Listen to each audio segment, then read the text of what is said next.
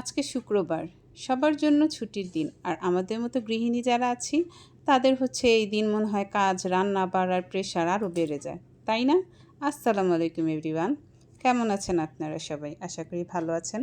তো আজকে ছুটির দিনের ছোট্ট একটা ভিডিও নিয়ে হাজির হলাম। ছোট না, একটু বড়ই বলতে গেলে, কারণ আজকে সকাল থেকে কী করলাম সেটাই আমি দেখাবো। তো আজকে নাস্তার জন্য নেহারি রান্না করেছিলাম, তো নেহারি দিয়ে আজকে সকালে নাস্তা করেছি আমরা সবাই, তন্দুর রুটি দিয়ে। তো এই যে মেয়েকে টিভি দিয়ে তারপর হচ্ছে আমি রান্নাঘরে চলে আসি।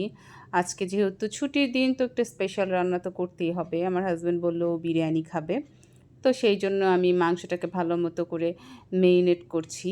আর এটাকে কি করি, আমি একটু মেরিনেট করে কিছুক্ষণ রেখে দিই, তাহলে আমার কাছে মনে হয় এটা টেস্টটা ভালো আসে। আসলে আমি এভাবেই রান্না করি, এক একজন এক এক রকমভাবে রান্না করে, সবার রান্নার তো আর একরকম হয় না, তো এক একজন এক একভাবেই করে। তো আমি এভাবে করে আজকে করেছি।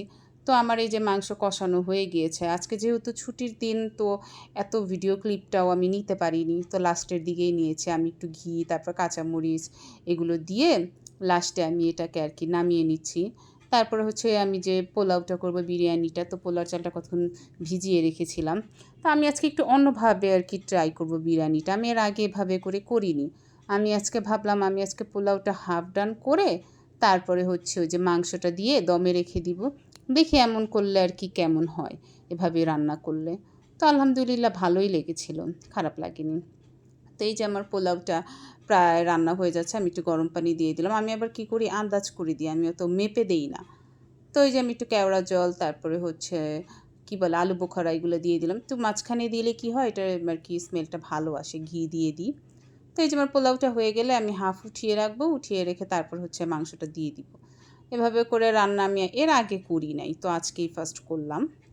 তো এই যে আমি এভাবে করে সবগুলো দিয়ে কি করব, একটু কিছুক্ষণ দমে রেখে দিব। আবার একটু ঘি দিয়ে দিলাম, ঘি দিয়ে ঢাকা দিয়ে দিলাম। তারপরে এই যে দম থেকে উঠানোর পর দেখি না, মাশাল্লাহ ভালোই হয়েছে, আর একটু হবে, সে কারণে আবার কতক্ষণ রেখে দিয়েছিলাম। তো এই যে ফাইনালি আমার বিরিয়ানিটা হয়ে গিয়েছে। তো লাস্টে আমি আবার আরেকটু নাড়াচাড়া করে নিচ্ছি। শেষ আমার বিরিয়ানি রান্না। তারপরে যে হাজব্যান্ডের জন্য আমি সার্ভ করে দিচ্ছি। ও বলল আজকে সালাদ খাবে না, লেবু মরিচ দিয়েই খাবে। তো এই যে ছেলেকে খাওয়াচ্ছি। আলহামদুলিল্লাহ, thanks for watching, bye bye.